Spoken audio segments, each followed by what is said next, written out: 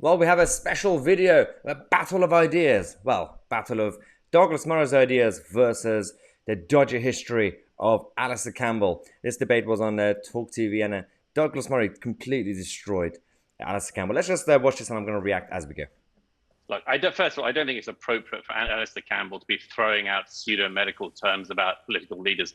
And frankly, I think most of the British public will think just as you. Oh, you can, and I'll just listen. The show's called Piers Morgan Uncensored. You can both say what the hell you like, Douglas. And I'll say what I like. Let Douglas speak, Alastair.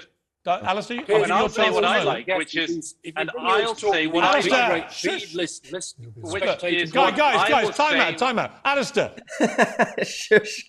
I mean, firstly, he always does this, whether it's on BBC or Sky or any other channel, throughout the last few years.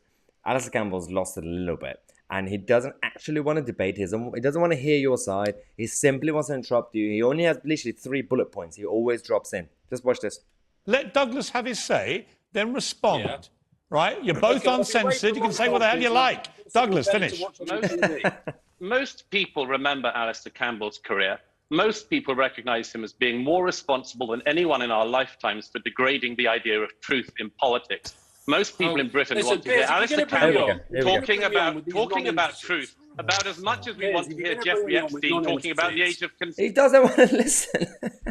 So he came on. He knew this was supposed to happen. This was supposed to be a battle. And also, even if he was not going to talk to Douglas Murray, there's someone like Piers Morgan will always have a debate with him anyway. Yet, he's now going to be a snowflake saying that, well, I thought I was going to come here to talk about serious stuff, not to talk to Douglas Murray. The idea that Alastair Campbell is any kind of expert on truth or decency is absolutely laughable. All right, Alastair, your chance to respond. If you're going to bring me on to talk with these right-wing non-entities who are part of the problem in this country anyway, we can talk all you want about this guy, people like Murray and the Spectator. Why don't you talk about David Kelly? People like Murray from the Spectator, where Johnson was spawned, they are part of the problem. They created this beast. So, firstly, he's going to say it again. Let's talk about David Kelly. Secondly, this was supposed to be about truth and honesty in politics. And this was about Boris Johnson's leadership. Of all people that you can have on TV or radio to talk about integrity and honesty when it comes to political leadership, do you really think that Alastair Campbell has any legs to stand on? Do you really think that the new Labour, who constantly lied about a lot of things, not just in terms of 2003 stuff, the dodgy dossier, but about the NHS, about the way they were about making a mess out of the welfare system and everything else that happened? Really? Are you kidding me? Created this man who has got no morality, no honesty, no objectivity, no openness. He has trashed every single one of the standards in public life. And Piers, I've got to tell you, I thought I was coming on to talk to you because you're quite a serious person. I've got Sherwood on pause downstairs. So, you know what's going to happen, all right?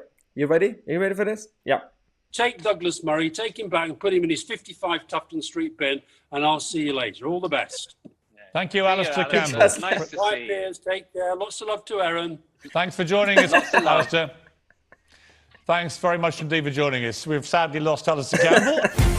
I mean, seriously, why would you bother? The thing is, they do want the attention because they have lost the platform that they had. Tony Blair held this conference last week in central London on Friday, and he had all the dinosaurs, the Ruth Davidsons, and the Rory Stewarts, and a couple of the big BBC beasts, and well, technically, but they're not really relevant beasts.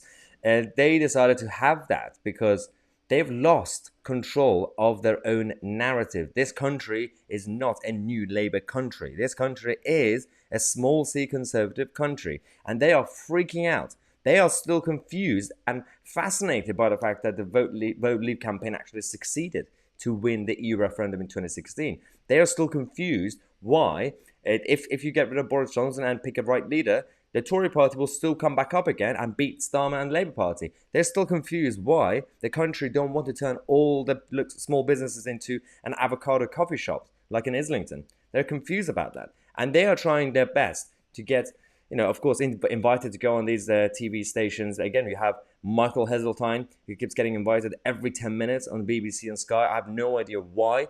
What does Michael Heseltine have to offer right now to British politics? You got John Major trying to be a bit bitter about the direction of the Tory party, so he's plotting against every single candidate who wants to promote conservatism. This is the state of politics. The backlash has started from the conservative side a few years ago, since 2016, in this country, in America, in France, and many other places.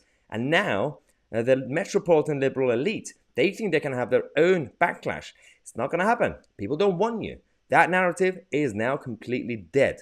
Go back to your Klaus Schwab and WF and have another conference if you want to.